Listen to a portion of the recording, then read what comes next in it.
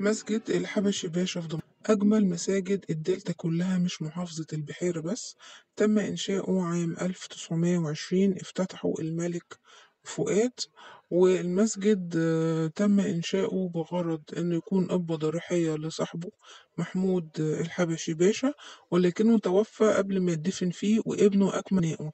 المسجد فيه سبيل، ويعتبر على النظام المملوكي، وتصميم القبة تصميم رائع. والمسجد كله يعتبر جميل جدا، وتم تسجيله أثر عام 2017، وهو حاليا تابع لوزارة الأوقاف ووزارة الآثار.